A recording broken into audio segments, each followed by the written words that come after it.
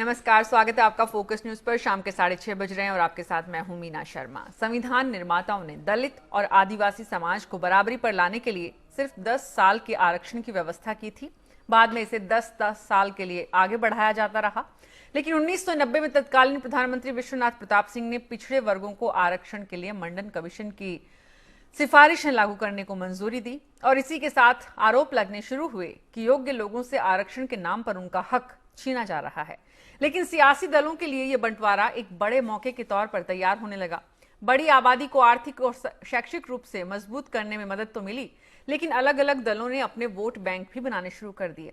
आज हालत यह है कि आरक्षण की अधिकतम सीमा 50% तय करने के सुप्रीम कोर्ट के फैसले के बावजूद तमिलनाडु से लेकर कर्नाटक और राजस्थान तक आरक्षण की हदें तोड़ी जा रही हैं। लेकिन इसके परिणाम जांचने की बात जब भी उठती है तो हंगामा खड़ा हो जाता है। सवाल उठता है कि कहीं किसी की दुखती रग पर तो हाथ नहीं पड़ जाता, कहीं किसी के वोट बैंक पर तो खतरा नहीं मंडराता।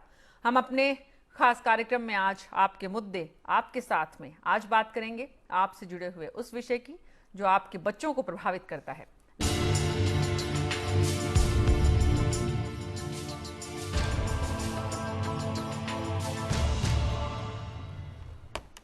तो एक बार फिर से आरक्षण का जिन्न बोतल से ऐसे बाहर निकला है कि बिहार चुनाव से लेकर गुजरात के पाटीदार आंदोलन तक पूरे देश की सियासत हिल गई है।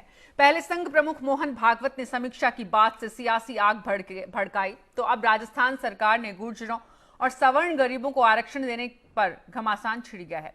राजस्थान सरकार ने गुर्जरों के साथ सवर्ण गरीबों को साधने के लिए आरक्षण का ऐसा पासा फेंका है जिसने सुप्रीम कोर्ट की तय की गई 50% आरक्षण की सीमा तोड़ दी है। हालांकि इससे पहले भी कई राज्यों ने ऐसा करने की कोशिश की थी, लेकिन किसी को मुंह की खानी पड़ी तो किसी के लिए संविधान में संशोधन हो गया।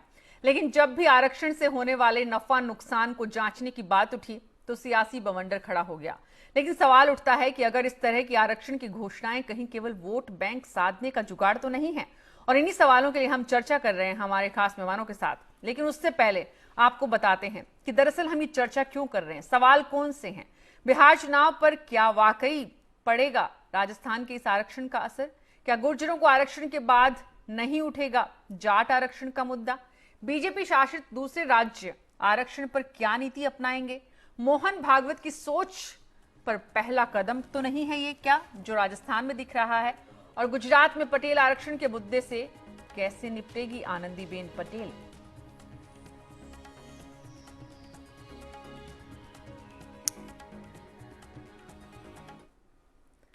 तो इस पूरे घटनाक्रम पे किस तरह से घमासान मचा हुआ है पूरे देश में, पहले एक छोटी सी तस्वीर उसकी दिखाते हैं आपको।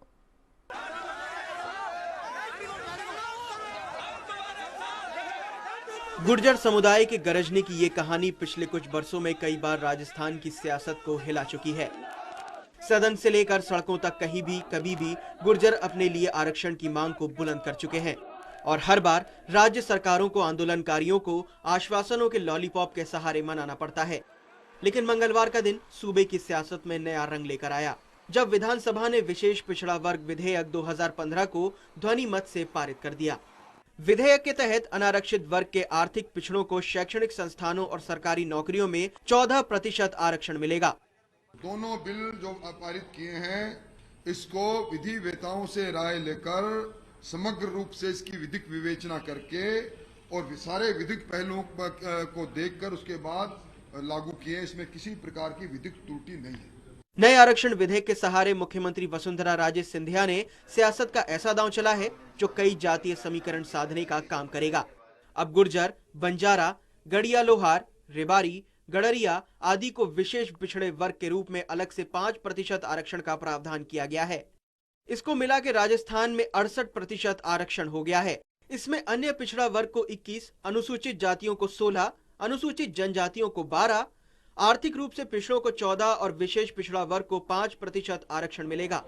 कोशिश तो गुर्जर समुदाय के गुस्से पर तो पानी डालने की थी, लेकिन गणित उतना आसान भी नहीं है, क्योंकि आरक्षण की सियासत में कभी 2 और 2 4 नहीं होते। पहली टंगड़ी लगने की आशंका है कोर्ट से, जो पहले ही कई बार 50% से ज्यादा के आरक्षण को गलत करार दे चुका है। हाँ, अगर तमिलनाडु और कर्नाटक की तरह इसे संविधान की 9वीं अनुसूची में डाल दिया जाए तो अलग बात है। हालांकि इसकी संभावना कम ही है, लेकिन सरकार का दावा कुछ और ही है। हमने जो समझौता किया था उसकी अक्सरता हमने पालन कर दी और ये आखिरी आज इस विधेयक के पालन करने के साथ हमने सारे समझौते के अनुसार उनको अक्सरता ईमानदारी से पालना कर दी। सवर्ण गरीबों के लिए आरक्षण की बात विरोधियों के गले नहीं उतर रही। बीजेपी पर हमले की ताक में रहने वाली कांग्रेस ने इसे संघ प्रमुख मोहन भागवत से जोड़ दिया। ये प्लान स्ट्रेटेजी है दोनों की, आरएसएस की और बीजेपी की, कि आप आधे को ये करो, जो रिजर्वेशन के विरुद्ध में लोग हैं उनको आप आकर्षित करो, और जो आरक्षण के पक्ष में हैं उनको हम उनके फेवर में बोल के उनको अट्रैक्ट करते हैं। वोट तो अल्टीमेटली दोनों की पार्टी बीजेपी है, बीजेपी को करेंगे ये लोग। वैसे वसुंधरा का ये दांव गुजरात की बीजेपी सरकार के लिए उल्टा भी पड़ सकता है, जहां पहले से ही पटेल समाज अपने लिए आरक्षण की मांग कर सरकार के लिए सिरदर्दी बना हुआ है। और हां, बिहार में सवर्णों और पिछड़ों की खाई को और चौड़ा कर सकता है, जो जाहिर है चुनाव में नुकसान का सौदा साबित हो सकता है। विशाल बेरिस्टो, फोकस न्यूज, जयपुर। तो जुड़ चुके हैं हमारे साथ आलोक शर्मा, प्रवक्ता कांग्रेस के, Aishwarya Bhati, advocate supreme court, Vaibhav Agarwal BJP से। आप सभी का बहुत बहुत स्वागत है। ऐश्वर्या, सबसे पहले मैं आपके पास ही आना चाहूंगी क्योंकि मामला राजस्थान का है, राजस्थान से आपकी भी जड़ें हैं और मुद्दा जिस तरह का है, ये जो प्रतिशत वाला 50% का जो सुप्रीम कोर्ट की डायरेक्शन है, ये तो बहुत जगह पार हो चुकी है। जी सही कह रहे हैं आप, पर सुप्रीम कोर्ट का डायरेक्शन बिल्कुल क्लियर है। ये जो पार हुए हैं ये लॉज प्रोटेक्ट हुए हैं 9th शेड्यूल कॉन्स्टिट्यूशन के, क्योंकि 9th शेड्यूल ये प्रिस्क्राइब करता है कि 9th शेड्यूल में अगर कोई भी चीज डाल दी जाती है तो वो जुडिशियल रिव्यू से परे हो जाती है। लेकिन फिर भी आज आप जो प्रोग्राम कर रहे हैं और आपने जो फंडामेंटल इश्यूज रेज किए हैं शुरू से, आपका जो इंट्रोडक्शन था इस प्रोग्राम का वो बहुत इंपॉर्टेंट था कि ये रिजर्वेशन की पॉलिसी एक लिमिटेड टाइम पीरियड के लिए कॉन्स्टिट्यूशन में प्रिस्क्राइब करी थी। To start with it was only supposed to be for 10 years. उसके बाद में 10 साल करते करते लास्ट अमेंडमेंट 2009 में हुआ है, जिससे इसको 2020 तक के लिए एक्सटेंड कर दिया गया है। पर हमारे को आज ये सच में सोचना पड़ेगा कि क्या ये पूरी रिजर्वेशन की पॉलिसी मॉडर्न डे भस्मासुर की तरह बन गई है, जो हम खुद ही अपनी सोसाइटी को, खुद ही अपने नेशन को दीमक की तरह खाए जा रहे हैं और कहीं ना कहीं इतना नुकसान पहुंचा रहे हैं कि हमारी फंडामेंटल जड़ें ही खराब हो रही हैं। जी बहुत ऐश्वर्या, इंपॉर्टेंट इश्यूज हैं। I think you have done a commendable job. Vaibhav Agarwal ji, Aishwarya बने रहिए, जड़ों को सींचने का काम करेंगे वैभव जी। नई सरकार, नए वादे, बड़े बड़े बातें, नया भविष्य आरक्षण की फिर बुनियाद पर। आरक्षण की बुनियाद नहीं है मेरे ख्याल से। हम लोग इस चीज को बहुत ज्यादा घुसकर पढ़ रहे हैं और इस चीज का गलत परिप्रेक्ष्य निकाल रहे हैं। आरक्षण सामाजिक परिप्रेक्ष्य आप समझा दीजिए ना। आर्थिक रूप से पीड़ित वर्ग या फिर सामाजिक भागीदारी से जो हिस्सेदारी नहीं है जिस वर्ग की, उस वर्ग को एम्पावर करने के लिए रिजर्वेशन अगर आई है, पहली बात तो आई थिंक वो सिर्फ रिजर्वेशन को हेल्प, उस वर्ग को हेल्प कर रहे हैं। इट इज इसी समय क्यों हुआ ये तो होना ही था। अगर ये समय ऐसा है जिसको हम राजनीतिक प्रारूप में जोड़ के एक पूरे 5 साल निकल गए बीच में, पूरे 5 साल तो कांग्रेस के थे, उसके बाद भी आपकी सरकार को आए 1.25 साल हो गया है। तो हम आंदोलन जूझा है, आंदोलन 1.5 साल से ऊपर आंदोलन के साथ जूझा है, आंदोलन से हम निपटे हैं। आंदोलन में हमने वादा किया था और हमने आंदोलन को हुए 7 साल हो गए वैभव जी, आपकी जानकारी के लिए। पिछली बार कोर्ट में हमने अर्जी दी थी, कोर्ट ने उसको रिजेक्ट कर दिया था, स्टे कर दिया था और उसके बाद बिहार चुनाव में कोई फायदा होगा इससे? चुनावी परिप्रेक्ष्य है ही नहीं, चुनावी मतलब और चुनावी फायदा निकालने का स्वाभाविक मतलब आप कह रहे हैं, जनता भी उसी मानेगी।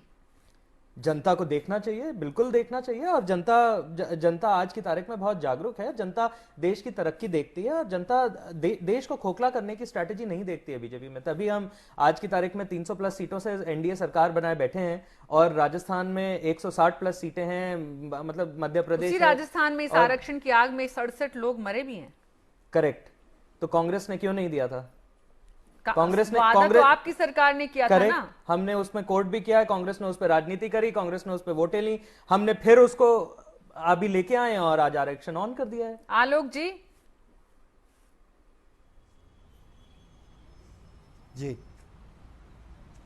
पूरा आरोप आप पे मढ़ रहे हैं आलोक जी। आप लोगों ने कुछ नहीं किया, इसलिए देश की नई पीढ़ी को सुरक्षा आर्थिक रूप से मुहैया कराने के लिए ये आरक्षण है। मैं समझता हूं कि भाजपा के प्रवक्ता महोदय को शायद अपनी पार्टी की लाइन का ही नहीं पता है 2008 में आपने ही आप ही बिल लेकर आए थे और आप ही को कोर्ट में जाकर मुंह की खानी पड़ी थी। अभी भी तो आज वही का तो जो हमने बयान बोला है आपके गृह मंत्री राजस्थान का, उसको आप नहीं आप सुन लीजिए ना जरा, मैं आपको डिस्टर्ब नहीं कर रहा था। हमारे तो 2014 के मैनिफेस्टो में भी क्लियरली लिखा है कि इकोनॉमिकली बैकवर्ड क्लास को आगे लाना चाहिए। तभी तो और जहां मनीष तक तिवारी बात जी, मैं अन्य डिस्टर्ब राज्यों नहीं की कर रहा है हूं, कि लेकिन आप जिन्होंने गलत चीज बोलेंगे तो 50% कैसे को- सुनेंगे? अरे भाई आप डिस्टर्ब कर रहे हैं ना, आप बीच में नहीं, आप डिस्टर्ब कर रहे हैं ना। आप क्या गलत वो चीज लागू बोल हो रहे गया हैं। है जो आपने लागू किया है आज? आप आपके कांग्रेस गृह की मंत्री- जो आप नहीं, आलोक जी, आपके मेरी गृह रिक्वेस्ट मंत्री महोदय ने है, कहा मैं है कि सुनूंगा हम- आपकी बात और मैं आपको अब डिस्टर्ब आप ही नहीं बोल करूंगा, लीजिए, लेकिन तो आप मुझे बोलने पर्सनल अटैक दीजिए। ना करें।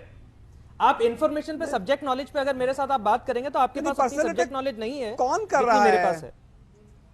तो आप सिर्फ सब्जेक्ट पे चलिए रहिए, कोई बात नहीं, specific मेरे issue पास पे नहीं रहिए। होगी, मैं तो केवल पार्टी की लाइन की बात कर रहा हूं। मैं नहीं, नहीं, आप मेरी पार्टी का हिस्सा नहीं है, तो आपको कोई नहीं आरोप पता है नहीं मेरी लगा रहा पार्टी हूं, की मैं लाइन पार्टी क्या की है। लाइन की बात लगा। आप क्यों उसको लेंगे? मैं आप पार्टी कांग्रेस की लाइन की देखिए, बात फिर कर मैं रहा हूं, आपको आपके आपकी गृह कांग्रेस मंत्री की का लाइन ही जो बताऊंगा। बयान है।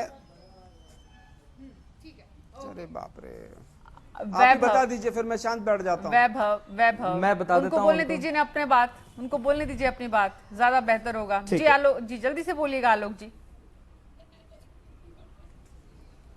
नहीं, मैं केवल इनसे जानना चाहता हूं कि आज गृह मंत्री ने जो राजस्थान के ने कहा है कि हम इसमें पूरा प्रयास करेंगे कि 9 शेड्यूल में इसको इंक्लूड किया जाए। आप पहले ही संसद में क्यों नहीं लेकर आए इसको? जी। आप संसद से इसको पास करा के 9 शेड्यूल से करा के आप राजस्थान क्यों नहीं लेके गए? आपकी नीयत में कहीं ना कहीं खोट है। जैसा कि मीना जी ने शुरू में भी कहा कि बिहार चुनाव में फायदा मिलेगा कि नहीं मिलेगा, 3 दिन पहले मोहन भागवत जी की स्टेटमेंट आती है। हम विरोध में नहीं है, हम कहते हैं कि जो इकोनॉमिकली बैकवर्ड क्लास है उसको भी आरक्षण का फायदा मिलना चाहिए, चाहे वो स्वर्ण हो। लेकिन आप इस समय पर क्यों कर रहे हैं? वैभव आप जी, ये आधे विरोधाभास अधूरे कैसे प्रयास है? क्यों कर मोहन रहे हैं? भागवत जो सुप्रीम कुछ कोर्ट बोल के रहे हैं और खिलाफ आपकी क्या कोई सरकार भी- जो कुछ कर रही है उसमें भी कहीं कोई मेल नहीं है। संघ प्रमुख ने मेरे पास उनका मीडिया क्लैरिफिकेशन है, मोहन वैद्या जी ने क्लैरिफिकेशन दिया है। नहीं, संघ प्रमुख ने उसके बाद कुछ चैनलों के immediately माध्यम BJP ने से, उसका आधा घंटे के अंदर खंडन कर दिया उसका। आप बोल रहे, मैं सुन रहा हूं, हम सब सुन रहे हैं। रविशंकर प्रसाद जी की स्टेटमेंट सुनिए क्या कहा उन्होंने। मेरे को सुनने की जरूरत नहीं है, आपको मनीष तिवारी की स्टेटमेंट या फिर आपको अपने पार्टी की स्टेटमेंट सुननी चाहिए जो 21 तारीख को उन्होंने दी है। नहीं, आप मनीष ये उन्होंने बताइए, तो बोला है कि रिजर्वेशन की जरूरत वैभव ही नहीं जी, है। खिलाफ वैभव नहीं जी है। आप ये बताइए, आपकी तरफ से तो वैभव आपकी तरफ जी, से हम तो कह रहे हैं इकोनॉमिकली डेवलपमेंट बैकवर्ड जो करनी क्लास नहीं है है। उसको रिजर्वेशन तो पार्टी मिलना के चाहिए। लोग ही नहीं लेकिन समझ आप पा रहे हैं, आधे- संघ आधे क्या चाहता है, अधूरे मुझे प्रयास ये मत बताइए। कीजिए। मोहन जी ने एकात्म मानवता के ऊपर एक स्टेटमेंट इशू करी है। मोहन जी ने एकात्म मानवता के ऊपर स्टेटमेंट इशू करी है। मोहन जी ने रिजर्वेशन से लेकर कोई बात नहीं करी है। अगर उसको हम तोड़ के ये देखें कि अगर उसको स्पेसिफिक रिजर्वेशन का इशू है तो वो गलत रहेगा, लेकिन एकात्म मानवता से ये बोला है कि रिजर्वेशन के लिए जो भी लोग रिस्पॉन्सिबल हैं, सरकार जो भी चला रहे हैं, वो रिजर्वेशन को सामाजिक रूप में देखें।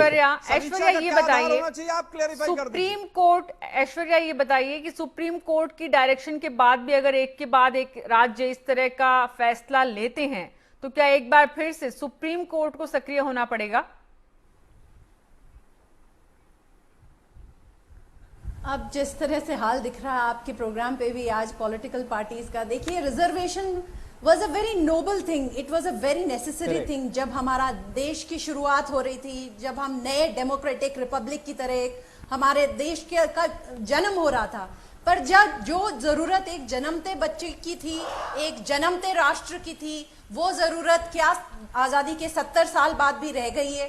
Time and again supreme court ने जो जब रिजर्वेशन में प्रमोशन में रिजर्वेशन का जब भी इशू आया तो कोर्ट्स ने ऑलमोस्ट लताड़ा है सरकारों को कि आपने ऐसे ही इसको एक्सटेंड करते चले जा रहे हैं, पर आप कोई भी कॉम्प्रिहेंसिव एक्सरसाइज नहीं हुई कि कितना रिप्रेजेंटेशन है एक्चुअली। अंडर प्रिविलेज जो है वो डिफरेंट कम्युनिटीज और कास्ट के, वो अंडर रिप्रेजेंटेड हैं कि नहीं है। अभी भी आप देखिए कि पॉलिटिशियंस जो हैं वो बाकी सब जगह तो रिजर्वेशन बांट देना चाहते हैं, पर अभी भी लोकसभा में और जहां गवर्नेंस है, जहां एक्चुअल डिसीजन मेकिंग है, वहां पे कोई प्रॉपर रिप्रेजेंटेशन दिखता नहीं है। तो क्लियरली ये एक पॉलिटिकल हॉट पोटैटो और एक पॉलिटिकल इशू ही बन के रह गया है। इसकी जड़ों में हमें वापस जाना चाहिए, इसका क्या कारण है वो समझना चाहिए। और अगर पॉलिटिकल पार्टीज और गवर्नेंस नहीं समझेंगी तो ऐश्वर्या, मेरा सवाल कुछ और था आपसे। ऐश्वर्या, मेरा सवाल आपसे ये था कि सुप्रीम कोर्ट को एक बार फिर दखल करना पड़ेगा क्या आज की स्थितियों में? करना ही पड़ेगा। मैं आपको वही बता रही हूँ कि अगर इलेक्टेड गवर्नमेंट और जो पॉलिटिशियंस हैं, जो पॉलिसी मेकर्स और लॉ मेकर्स हैं, अगर वो कॉन्स्टिट्यूशनल मैंडेट को फॉलो नहीं करेंगे तो then it is absolutely upon the supreme court, उनकी it will be incumbent on the supreme court and it will be the duty of supreme court to step in. जी जी ठीक है। वैभव, supreme court को दखल करना पड़ेगा विधायिका के काम में, तब जाके चीजें सेटल होंगी। मीना जी, मेरा एक छोटा सा सरकार का थिंकिंग है, इसको पॉलिटिकल मुद्दा ना बना के इसको एक लार्जर, कंप्लीटली पॉलिटिकल मुद्दा है। नहीं, मेरे को एक पूरी मिनट तरह पॉलिटिकल मुद्दा है। मेरी सोच का प्रेजेंटेशन देने दीजिए, उसके बाद हम डिसाइड कर सकते हैं कि ये पॉलिटिकल है या नहीं है। पॉलिटिकल हो सकता है, लेकिन जो लार्जर एस्पेक्ट है इसके पीछे वो ये है कि जब तक पॉलिसी फॉर्मुलेशन हो रहा है, कांग्रेस के 65 साल के रूल का अकाउंट लिया जा रहा है, जब तक देश का जो तितर बितर हुआ है उसको ठीक करा जा रहा है, तब तक हम आप अकाउंट ही लेते रहेंगे। नहीं, क्यों, एक्शन शुरू हो गया ना, 5 साल अभी कहां हुए। अगर हम आज चौथे साल में बैठते तो आई थिंक आपकी बात वैलिड होती। नहीं, अभी आप बोल रहे तो हैं आज हम तो ले रहे हैं, हम लेने हाँ का तो काम चल कर रहा रहे है, तो पॉलिसी इंप्लीमेंटेशन चल रही है। कितनी पॉलिसीज इंप्लीमेंट हो चुकी हैं, कितने ड्राफ्ट्स ऑलरेडी हैं। अब कांग्रेस ने पिछले सत्र में बिल पास ही नहीं होने दिए, क्या कर सकते हैं। सो पॉलिसी इंप्लीमेंटेशन हो रही है, मतलब think tank काम कर रहा आज है। तक जो कहती रही थी कांग्रेस की बीजेपी बिल पास नहीं होने देती है, आप उस बात को अब जान रहे हैं। आप लोगों ने कभी बिल पास नहीं होने दी तो कांग्रेस हो गई। हम लोग तो सिर्फ टेक्निकल रीजन पे अगर बोल रहे हैं आप बिल को ठीक करें और पास करवाइए, लेकिन ये तो सदन ही नहीं चलने देते तो कैसे करेंगे। There is a difference between conduct and intention. Vaibhav ji, जिस जीएसटी बिल की बात कर रहे हैं वो तो एजेंडे में नहीं था पिछले लोकसभा के। मैं तभी तो कह रहा हूं आपको पार्टी की लाइन नहीं पता है। अरे आलोक जी, जीएसटी बिल की कहां बात करें। बताइए, क्या मैं तो जीएसटी पॉलिसी बिल, फॉर्मुलेशन की बात कर रहा हूं। लोकसभा के एजेंडे पे था, हाँ या ना में जवाब दे दीजिए। आप मुद्दे को ना दूसरी डायरेक्शन में लेके जा रहे हैं। आप पॉलिसी फॉर्मुलेशन की बात कर रहे हैं। आप तो ये बताइए वैभव जी, आपकी सरकार आरक्षण खत्म करेगी, आरक्षण को लेकर जिस तरह की चीजें हैं उनसे वाकई खत्म करने की दिशा में काम होगा, या फिर वसुंधरा सरकार जो कर रही है वो आगे होने वाला है। आरक्षण खत्म करना या आरक्षण को बकाया रखना या आरक्षण के प्रारूप में बदलाव करना, खत्म करना और बदलाव करना और प्रारूप करना, इन तीनों के प्रश्न जो होते हैं वो सिर्फ एक ही चीज से जुड़े हुए हैं, which is development, which is public benefit. यदि किसी बेनिफिट के लिए पॉलिसी फॉर्मुलेशन की जरूरत होगी तो आरक्षण में बदलाव होगा, यदि नहीं होगी तो आरक्षण दिया जाएगा, जो कि वसुंधरा सरकार ने दिया है बेनिफिट के लिए। क्या हम जो सरकार वसुंधरा सरकार चला रही है, क्या हम उनको इतना इनकॉम्पिटेंट मान रहे हैं कि उनको सरकार चलाना आता ही नहीं है और सिर्फ पॉलिटिकल फायदे लेने के लिए वो लोग रिजर्वेशन पे रिजर्वेशन कर रहे हैं। मेरे ख्याल से ये सोच गलत है। हमारे पैनल पे या जनता भी ये जानती है कि अगर सरकार, आलोक जी क्यों परेशान कर रहे हैं, 2 मिनट रुकिए ना। आई थिंक पॉलिसी फॉर्मुलेशन पे डिसीजन पब्लिक की हेतु में लेना है, पब्लिक के अगेंस्ट नहीं लेना है। ठीक है, और पॉलिसी फॉर्मुलेशन वहां से निकल के आए। पब्लिक का हित आप वोट बैंक की सियासत करें उसी में है कि ये वोट बैंक की सियासत बिहार नहीं है। चुनावों से पहले आप आरक्षण में एक message, it is just timing. आप देखें ना, गुर्जर आंदोलन को अभी हमने 6 महीने पहले उसको समाप्त किया, पूरा देश उसको लेके चिंतित था, कितने ही लोग परेशान हुए और गुर्जरों के हमने गुर्जर समुदाय से बात करी, अग्रीमेंट किया और उस अग्रीमेंट को करना ही था। एक पॉलिसी फॉर्मुलेशन का 7 साल आपको एग्रीमेंट करने में लग गए। क्यों 5 साल बीच में कांग्रेस सरकार भी तो थी, खूब मुद्दा किया। 5 साल में उन्होंने क्या एक्शन किया इसके ऊपर? उन्होंने तो वोट मांगी थी इसके बेसिस पे पिछले 5 साल में। राजस्थान में क्या किया उन्होंने? हमने अपना वादा पूरा किया है तो कांग्रेस उछल के ये कहेगी तो आपको वोट कि मिला उसको था राजनीतिक रूप है। आपको वोट मिला था उसके बेसिस पे? नहीं, ये वोटिंग के बेसिस पे नहीं है, ये आंदोलन के बेसिस पे।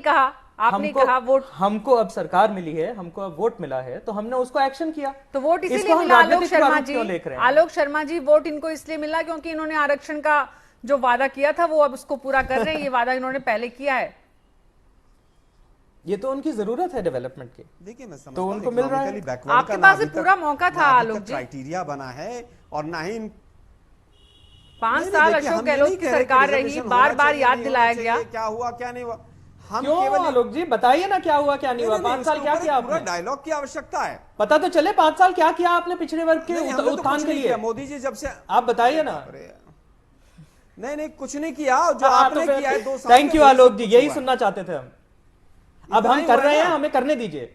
हाँ, बहुत आरक्षण अच्छी के बात सहारे है। ही मोदी करेंगे। जी के आने के वो बाद तो भी सिर्फ इस एक ही देश चीज में है पब्लिक जो के है हित ना में, इंसान और बहुत पैदा कुछ होना कर रहे शुरू हैं। हुआ है, पहले रिसर्जेंट तो कुछ राजस्थान नहीं हो रहा है, हुआ राजस्थान में निवेश आएगा। आज तक मोदी जी ने 2000 तमाम करोड़ वो का ऑलरेडी उद्घाटन हम किए साइन जो कर चुके कांग्रेस हैं के एमओयू। समय पर जो अभी चीज नहीं एमओयू रखी साइन गई किया रिफाइनरी को लेकर, उसमें कितनी जॉब्स निकलेंगी और कितने लोगों को रोजगार मिलेगा, वो भी तो दिख रहा है। कितनी और पॉलिसीज आ रही हैं, डिजिटल इंडिया हो रहा है, चारों तरफ धूम मची हुई है। अगर हम इसको उठा के देखें कि सरकार क्या कर रही है लेकिन राजस्थान इंडिया में, भी हो रहा है, स्वच्छ तो मेरे भारत ख्याल से अभियान इसको भी सिर्फ हो रहा है। राजनीतिकरण करा जा रहा है और कुछ नहीं है, और क्योंकि वो वो लोग चाहते हैं जो पावर में ही ट्रेन भी नहीं है, चल रही है, जिनको वो भी पब्लिक बता ने दीजिए। बिल्कुल ही परे बिठा दिया है। 20 बुलेट सीटें ट्रेन चल राजस्थान रही में है, कांग्रेस के दिल्ली पास जयपुर के सिर्फ। बीच में, क्या वो भी बोलेंगे, बता दीजिए। क्या दिखाएंगे? आलोक जी बहुत मुश्किल है, सीटें गिनाई जा रही है आपकी। अब सरकार कर रही है तो उनको समझता हूं करने रिजर्वेशन दीजिए, का विषय था, मौका बहुत दीजिए, गंभीर विषय देखिए। था। लेकिन जिस तरह से अटैक करने से हल्केपन नहीं में होता है। लिया है, अरे सुन तो लीजिए, आपने 57 रुपए सुनाइए से ना। डॉलर को 68 रुपए पे पहुंचा दिया, आपने बहुत कुछ कर दिया। शांत विषय- रहिए आप जरा। विषय से मत तमाम हटिए आलोक इंडेक्स जी। इकोनॉमी के गिर रहे हैं, आपको शायद ज्ञान नहीं होगा। नहीं आलोक आरक्षण का वापस मुद्दा है बताता हूं आलोक मैं। जी। मुख्य मीना जी मुद्दा कह रही हैं, हमारा सुनिए ना, आपकी रिजर्वेशन का होस्ट कह रही हैं। हम भी फेवर में हैं कि रिजर्वेशन इकोनॉमिकल आलोक बेसिस जी पे के पास होना मुद्दा ही चाहिए, नहीं हम है, भी कैसे पक्ष में बोलेंगे? हैं। 2014 का अगर हमारा मैनिफेस्टो, माय गॉड, मैं रहने देता हूं मीना जी, फिर इन्हीं को बुलवा लीजिए आप। नहीं बोलिए आप जल्दी से पूरी बात करिए प्लीज। वैभव जी बोलने दीजिए, पूरी बात करिए आलोक जी जल्दी से। नहीं मैम, ऐसे नहीं होता ना मैम, इनको टॉपिक का ही अंदाजा नहीं है। कहाँ digital India, make in India पे चलेंगे। तमाम मैं शोरूम रिजर्वेशन की flop बात होते कर रहा हूं, चले जा आप रहे हैं। इकोनॉमिक इंडेक्स की बात कर रहे हैं और टॉपिक का अंदाजा मेरे को नहीं है। बहुत बढ़िया।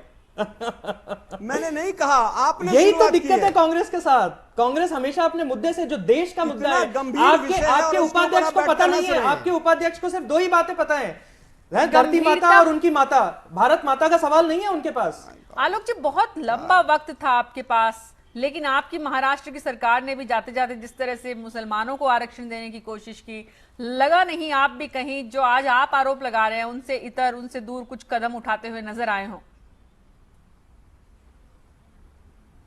मैम, आज तक अगर 3 बार रिजर्वेशन SC ST का हुआ है, चाहे OBC का हुआ है, तीनों बार कांग्रेस ने ही दिया है और किसी ने नहीं दिया है, और वो समय की अनुरूप आवश्यकता थी। ठीक है। आज इकोनॉमिक बेसिस बीजेपी पे को भी जरूरत लग डायलॉग रही की है, आज बीजेपी को आवश्यकता आवश्यकता लग रही है। आपने अजय दिया है, मिश्रा हम मेरे साथ है, एक कॉलर, वो कुछ कहना हम ये चाह रहे नहीं हैं, कह जल्दी रहे। से बताइए अजय जी।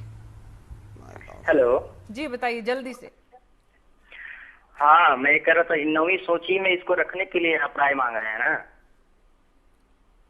हेलो। जी जल्दी बोलिएगा।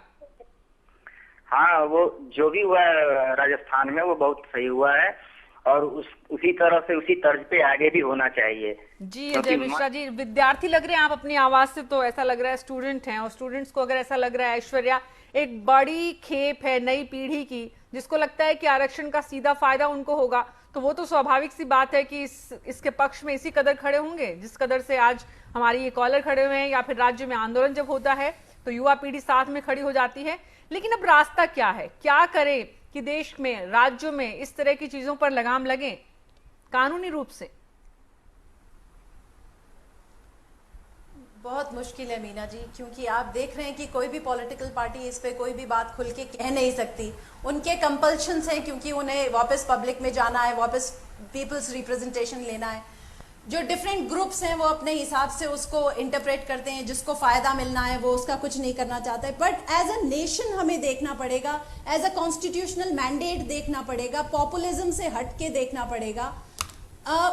रिजर्वेशन कंटिन्यू भी हो सकता है, पर एक कॉम्प्रिहेंसिव एक्सरसाइज तो हो कि क्या रिप्रेजेंटेशन है, क्या लोग, क्या वो ही परिवार वापस रिजर्वेशन का फायदा उठा रहे हैं, क्या ये इंक्लूसिव हो पा रहा है, क्या प्रॉपर रिप्रेजेंटेशन आ रहा है। मेरे को पर्सनली ऐसा नहीं लगता कि कोर्ट्स ऑफ लॉ के अलावा कोई भी आज हमारे कॉन्स्टिट्यूशनल मैंडेट को प्रॉपरली अपहोल्ड कर पाएगा। I don't think the political parties are even capable of doing it. ठीक है, बहुत बहुत शुक्रिया। शशि कुमार संत कबीर नगर से एक कॉलर है मेरे साथ, उनको लेंगे और उसके बाद कार्यक्रम खत्म करना पड़ेगा। जी बताइए शशि जी। मैं कहना ये चाहता हूँ, जैसे कांग्रेस हुआ या बीजेपी हुई या जितने भी अदर्स पार्टियां हुई, ये सब अपने वोट के लिए राजनीति कर रही है आरक्षण को लेके। हमारे समझ से आरक्षण तो खत्म होना चाहिए, या फिर आर्थिक आधार पे सबको मिले लाभ। आजादी के इन 60 सालों में, 64 सालों में, क्या जैसे संविधान में एक विधान बना दिया गया कि 10 साल के लिए आरक्षण किया गया, जी। फिर 20 साल कर दिया गया। जी जी जी तो बहुत ये बहुत शुक्रिया कब तक- शशि कुमार जी। आप जो बात कह रहे हैं मुझे संक्षेप में, क्योंकि कार्यक्रम खत्म करना है और कम वक्त है, लेकिन आप भी उसी तरफ इशारा कर रहे हैं कि सियासत के लिए आरक्षण का इस्तेमाल इस देश के राजनीतिक दलों ने वक्त दर वक्त किया है, चाहे वो कांग्रेस हो, चाहे वो बीजेपी हो, चाहे वो दूसरे राजनीतिक दल हो। और अगर देश के बेहतर भविष्य की कल्पना करनी है तो इस आरक्षण की सियासत से ऊपर उठना पड़ेगा, वोट बैंक की राजनीति से ऊपर उठना पड़ेगा। लेकिन उठेंगे तभी जब मंशा होगी राजनीतिक दलों की, जो अभी नजर नहीं आ रही है। तो आने वाले दिनों में हम बार बार इस आरक्षण के मुद्दे पर चर्चा करेंगे, कोशिश करेंगे कि सत्ता में बैठे हुए लोगों को, राजनीतिक दलों तक आम आदमी की ये बात पहुंचाएं कि आम आदमी आरक्षण को लेकर क्या सोचता है। हालांकि आम आदमियों का नेतृत्व करने वाले वो नेतागण उस बात को अगर नहीं समझ पा रहे हैं तो शायद वो आम आदमी अपनी बात को ठीक से रख नहीं पा रहा है।